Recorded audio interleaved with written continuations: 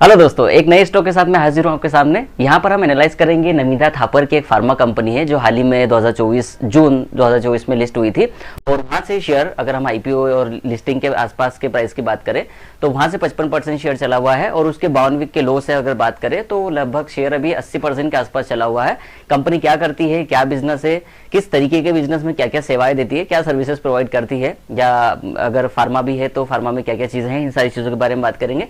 Technical fundamentals भी देखेंगे, financials भी देखेंगे और चार्ट पर भी हम लोग डिटेल में बात करने वाले हैं।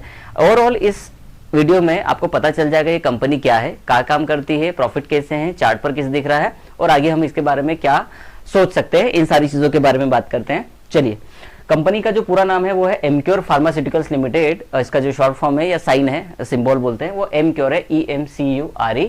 ये पुणे बेस्ड एक मेजर इंडियन फार्मास्यूटिकल कंपनी है जो कि 1981 में फाउंडेड हुई थी, स्थापना तब हुई थी और हाल में अभी 2024 में इसकी लिस्ट हुई है। इस पर स्पेशलाइजेशन की बात करें तो डेवलप करती है, मैन्युफैक्चर करती है और मार्केटिंग करती है दवाओं की और थेरेपी है इनके पास, जैसे कि गायनोकोलॉजी में ये है भैया, उसके अलावा ये कार्डियोलॉजी में है, HIV में है और ऑन्कोलॉजी है क्या वो, हाँ ऑन्कोलॉजी में है। Operates 13 manufacturing facilities and has a significant global presence और including a strong domestic market position. मतलब अगर ये डोमेस्टिक मार्केट में भी बहुत अच्छे से काम कर रही है और इनके वैश्विक स्तर पर मतलब ग्लोबली भी अच्छी प्रेजेंस है, लीडरशिप है। की डिटेल्स अगर हम बात करें तो इनके जो सतीश मेहता साहब है वो फाउंडर और CEO है और जो नमिता थापर है वो एग्जीक्यूटिव डायरेक्टर है।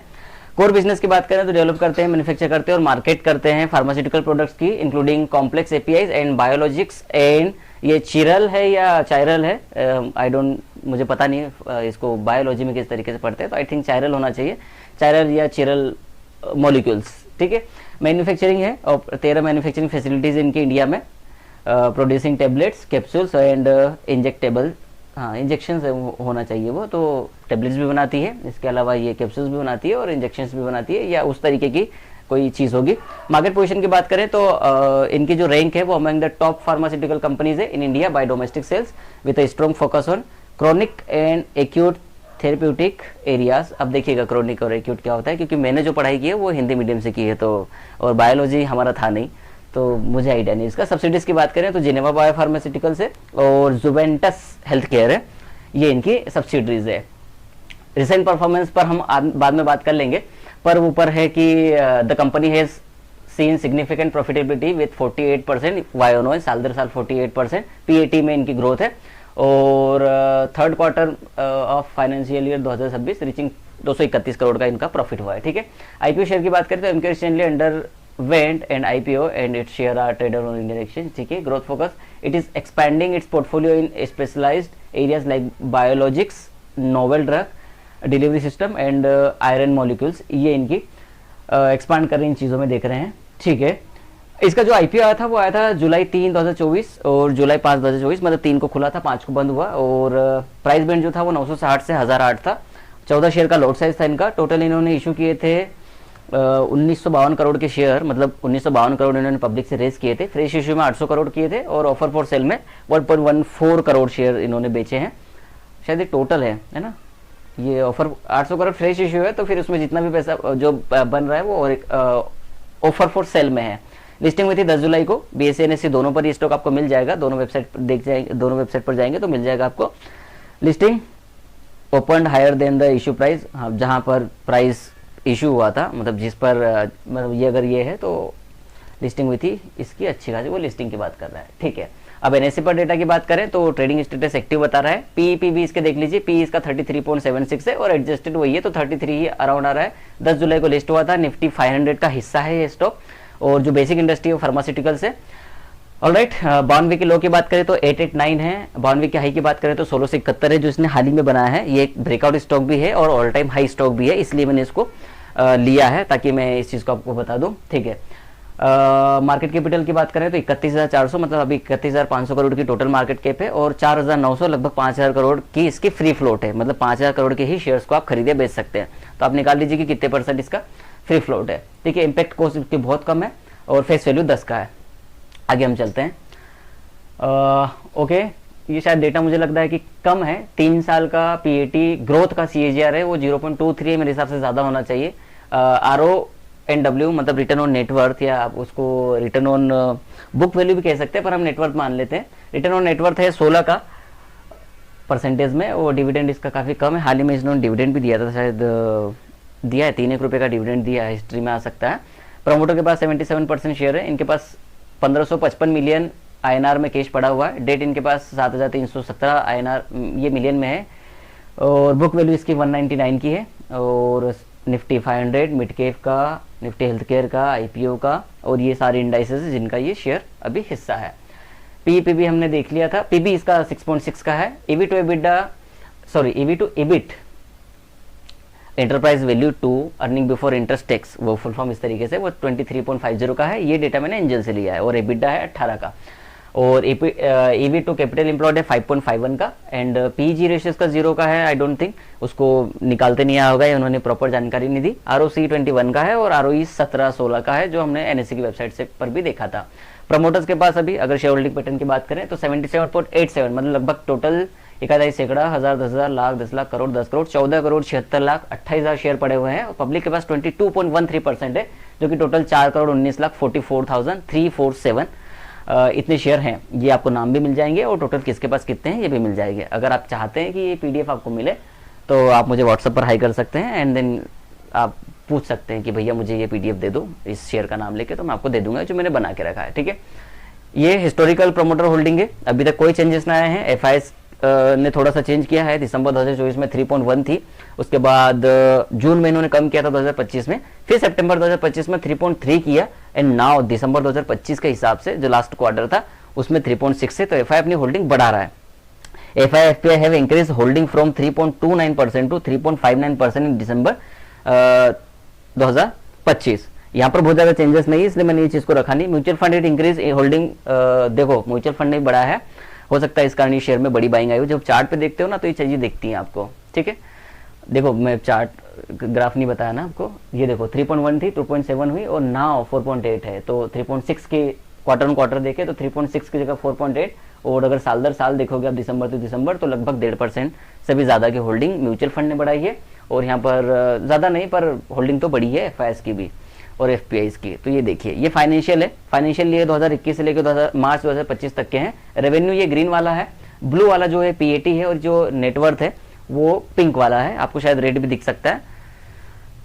ओके, तो ये लगातार बढ़ रहे हैं, जहां पर 32,000 39 था, फिर 35,000 हुआ, देन 36,000, एंड ना 45,000 रेवेन्यू की बात कर रहे हैं। अगर वो चल ठीक है, नेटवर्थ की बात करते हैं, 23,000 की जगह अभी नेटवर्थ आपकी 30,000 है, 30,200। ठीक है, ये डेटा किस में है लिखा है क्या, करोड़ में है नर में, ये मिलियन में डेटा है। ठीक है, और PAT भी 4,204 की जगह अभी 3,100 है। लेकिन इसको देखेंगे सही तरीके से, मार्च 2025 का है, 2026 का डेटा अलग से आएगा, तो वहां पर आपको बढ़ता हुआ दिखेगा। ये भी शीट मैंने ली है, ये शीट मैंने ली है ट्रेंड लाइन से। आप ट्रेंड लाइन पर जाकर ये पूरा डेटा देख सकते हैं। ठीक है, वो जून 2023 है और ये दिसंबर 2025 है। लगातार आप देखेंगे कि रेवेन्यू बढ़ रहा है। आप अगर PBT भी देखेंगे तो 47 की जगह 35 हुआ, 80 हुआ, फिर 35, फिर 55, फिर 119, एंड देन 186, एंड देन 314 अभी ये दिख रहा है। ये करोड़ में होगा डेटा, शायद करोड़ में ही होना चाहिए, बिल्कुल करोड़ में ही है। नेट प्रॉफिट भी आप देखेंगे तो बहुत बड़ी जंप है, इसलिए वो शेयर प्राइस में आपको जंप दिख रही है। अर्निंग पर शेयर भी देखेंगे तो अगर हम साल दर साल भी देखें, दिसंबर 2024 से दिसंबर 2025, तो 10 रुपये का अर्निंग पर शेयर या 11 रुपये का अभी 33-34 पर चल रहा है, which is I think 4x jump, 4x तो नहीं, हाँ 9 चौक 36, 3.5 या 3 गुना बढ़ा हुआ है। ठीक है, ये इसके कुछ पीएस कंपनीज है, मतलब इसी तरीके की कुछ कंपनीज है। एलेम्बिक फार्मा है, जिसमें पिरामल फार्मा है, लॉरेंस लेब है, एमक्योर फार्मा कंपनी है, अजंता फार्मा है, नाटको फार्मा है, एंग्लैंड फार्मा है। इसके अलावा बहुत सारी कंपनी, PPL फार्मा करके भी एक कंपनी है कि इसमें है ना, बहुत सारी कंपनीज तो है, पर ये कुछ कंपनीज है जो इसी तरीके के काम में इन्वॉल्व है। तो यू कैन सी इनके भी फंडामेंटल फाइनेंशियल देख सकते हो। ऑलराइट, टेक्निकल एनालिसिस की बात करें तो RSI का 66 का है, डेली MFI इसका 90 पर है, MACD 25 का है which is green signal, and MACD signal line 10.33 है विच इज ग्रीन सिग्नल। तो टोटल 100 में से 64.7 टेक्निकली टेक्निकल्स पर ये शेयर का जो प्राइस है विच इज गुड। तो आप देख सकते हो MA भी रखे हैं मैंने, यहाँ पर EMA है। 5 दिन का जो मूविंग एवरेज है 1572 है, उसके ऊपर शेयर ट्रेड कर रहा है। तो सारे मूविंग एवरेज के ऊपर है, तो बुलिश है स्टॉक अभी। और यहाँ पर सपोर्ट रेजिस्टेंस मैंने पिवोट पॉइंट के हिसाब से देखे हुए हैं, तो आप वो भी देख सकते हैं। ओके, पहला जो सपोर्ट है वो आपका 1595 विच इज 1600 रुपये अप्रोक्स, 1580 मानेंगे तो और बेहतर रहेगा। दूसरा सपोर्ट 1540 1550 पर, और तीसरा सपोर्ट है 1500 रुपये के आसपास। पहला R1 है 1690 पे और 1633 पर स्टॉक चल रहा है, तो आराम से अगर ऐसे चलता रहा तो वो 1750 1780 को भी तोड़ सकता है।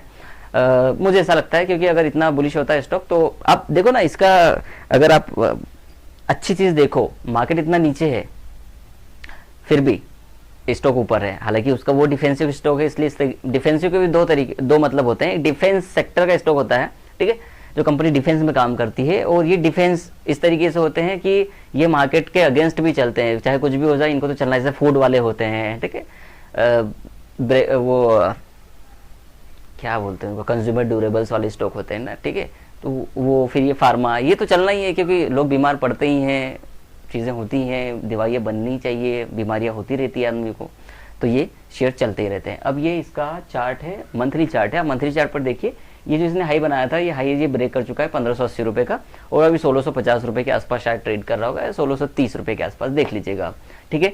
और मंथली ब्रेकआउट दिया है, ट्रेंड लाइन भी अपसाइड ही है। अब मैं बात कर रहा हूँ वीकली चार्ट पर। वीकली चार्ट पर भी ट्रेंड अच्छा खासा है, आपको एक रिटेस्टिंग के बाद नीचे से ट्रेंड लाइन का सपोर्ट लेके ब्रेकआउट दिख रहा है, तो आप देख लीजिएगा। मैं कोई बाय सेल रिकमेंडेशन नहीं देने वाला हूँ, ठीक है। मैं हूँ NISM इक्विटी डेरिवेटिव भी किया है, कमोडिटी भी किया हुआ है, बट अभी से भी RA नहीं हूँ, तो टिप्स नहीं दे सकता आपको मैं किसी तरीके की। यहाँ पर आप डेली चार्ट पर देखेंगे तो कंफर्म ब्रेकआउट दिखेगा आपको, पर मैं ज़्यादा कुछ बोल नहीं सकता इसके बारे में, ठीक है। तो ये था साहब पूरा इसका डिटेल कंपनी का मैंने आपके साथ में शेयर कर दिया। टेक्निकल पर कैसा है, फंडामेंटल्स पर कैसा है, बिजनेस क्या करती है कंपनी, फाइनेंशियल कैसे हैं, और जितनी भी बेहतर रिपोर्ट मेरे पास हो सकती थी मैंने किया है। और थोड़ा समय का अभाव भी रहता है, काफ़ी काम होते हैं मेरे पास, पर ये जो मैंने किया आप लोगों के लिए बहुत अच्छा किया है। इस स्टॉक को एनालाइज करें, देखें कि और इसमें बेहतर क्या हो सकता है। देखो कंपनी अभी छोटी है, 30,000 करोड़ की कंपनी है, और फ्री फ्लोट तो और कम है, इसका 5,000 करोड़ का ही है। तो आने वाले समय में क्योंकि 77% या 78% प्रमोटर्स के पास है, तो लोग इसे बाय कर रहे हैं, म्यूचुअल फंड एफआईएस, और मुझे लगता है कि जैसे शेयर का प्राइस बढ़ेगा तो कोई ना कोई तो शेयर छोड़ेगा ज़रूर। FPI की बात नहीं कर रहा हूँ, प्रोमोटर शेयर छोड़ेगा, मुझे ऐसा लगता है। तो फिर इसमें फ्लो और बढ़ेगा, जिसके कारण मार्केट में और सप्लाई आएगी और people will purchase this stock. तो मुझे ऐसा लगता है कि आने वाले समय में इसमें बड़ी तेज़ी देखने को मिल सकती है, बिकॉज ऑफ जिस हिसाब से ये कंपनी है अभी। वैसे इसको मिड कैप में बोलना चाहिए, लेकिन मैं इसको अभी स्मॉल कैप में ही लेके जाना चाहता हूँ। वैसे वो मिड कैप फार्मा कंपनी है, बट मुझे ऐसा लगता है कि अभी ये स्मॉल कैप में ही है। तो अगर इसमें कुछ बेहतर आपको दिखे, आपकी आंखों को समझ में आए कुछ, या ब्रेन में कुछ चले, तो देखिएगा इस स्टॉक को। और इसी तरीके के शेयर्स के बारे में जानने के लिए आप मुझे फॉलो कर सकते हैं। कीप वॉचिंग, और चैनल को सब्सक्राइब कर लीजिएगा अगर आपको चाहिए कि सही चीज़ें सही जगह पर और सही समय पर आप तक पहुँच पाए। Thank you for watching.